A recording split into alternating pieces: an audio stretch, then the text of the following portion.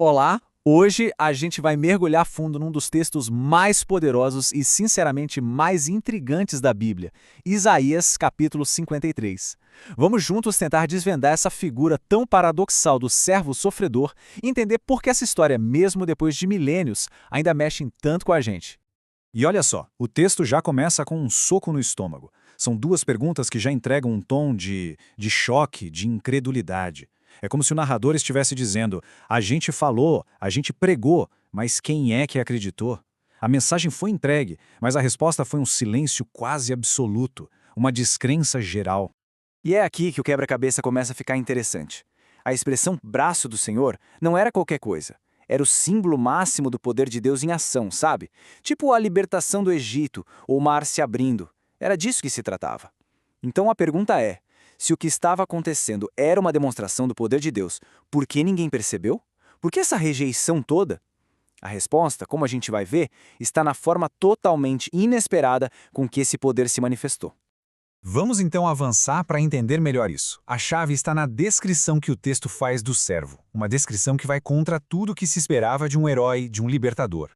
Agora, olha que contraste absurdo. A expectativa era por algo grandioso, uma árvore imponente, sabe, símbolo de força, de realeza. Mas o que o texto entrega? Um renovo, um brotinho frágil.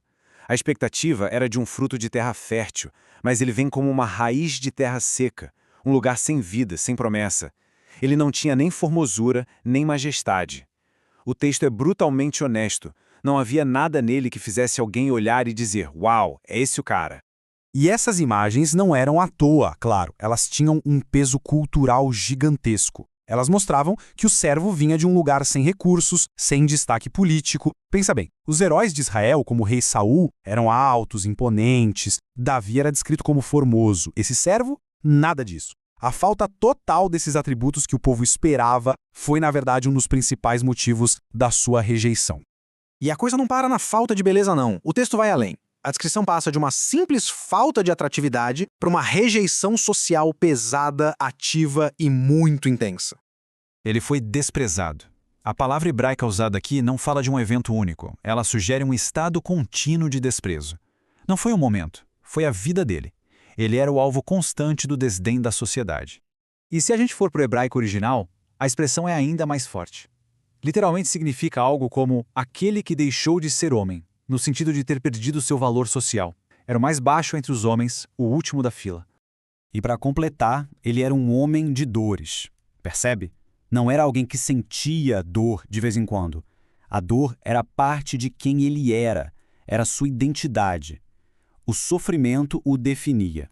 E aqui está o pulo do gato para a gente entender a profundidade dessa rejeição. Naquela cultura, sofrimento extremo não gerava pena, gerava suspeita. Era visto como um sinal claro de que a pessoa estava amaldiçoada por Deus. Por isso o texto diz que as pessoas escondiam o rosto dele. Era um gesto de repulsa, de nojo, para não se contaminar com aquele castigo que na cabeça delas ele com certeza merecia. E tudo isso nos leva ao coração da mensagem de Isaías 53. Uma virada de mesa completa na nossa forma de entender o que é poder, o que é valor e o que é divino. E esse quadro aqui ilustra isso perfeitamente. É como se o reino de Deus pegasse a nossa régua de valores e virasse ela de cabeça para baixo. Onde o mundo busca poder na força bruta, o reino encontra poder na humildade. Onde o mundo valoriza a beleza exterior, o reino revela a dignidade que existe no sofrimento. É uma lógica totalmente invertida. Ou seja, a rejeição que ele sofreu não foi um acidente de percurso, não foi um sinal de que a missão deu errado. Pelo contrário, foi o próprio caminho, o método escolhido por Deus para realizar a redenção. O desprezo dos homens se tornou, paradoxalmente, o veículo da salvação de Deus. Certo. Agora, como essa figura tão diferente, para dizer o mínimo, se encaixa no resto da história bíblica? Vamos conectar alguns pontos. Os autores do Novo Testamento, por exemplo, olharam para esse texto de Isaías e disseram: é isso, estamos vendo isso acontecer. O apóstolo João usa Isaías 53 para explicar por que as pessoas não creram em Jesus, mesmo vendo os milagres. O Salmo 22 usa uma linguagem muito parecida para falar da humilhação do Messias. E os relatos da paixão de Cristo, como o de Mateus, mostram essa humilhação na prática, no ato de cuspir no rosto, que é a forma mais extrema de desprezo. E essa ideia de Deus escolher justamente aquilo que o mundo ignora não é nova na Bíblia, né? A gente vê um exemplo clássico na história do rei Davi. O profeta Samuel chega, vê o irmão mais velho, todo forte, e pensa, é esse. Mas Deus o corrige na hora. Ei, eu não olho para a aparência, eu olho para o coração. E quem é o escolhido? O caçula, o pastorzinho que ninguém nem tinha chamado para a festa. O servo de Isaías é, de certa forma, o Davi definitivo. Tá bem. E o que a gente faz com um texto antigo como esse hoje? Qual o desafio que ele nos lança?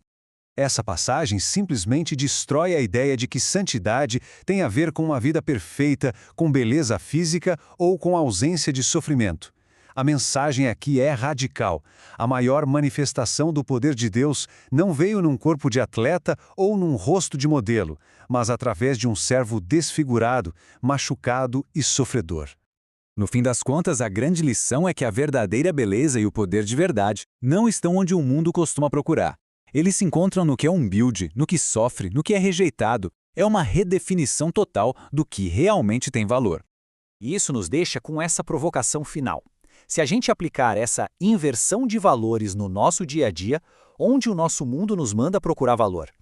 E mais importante, que beleza, que poder e que dignidade a gente pode estar perdendo por olhar só para as aparências, ignorando as pessoas e as situações que a nossa cultura nos ensina a desprezar. Fica aí a reflexão.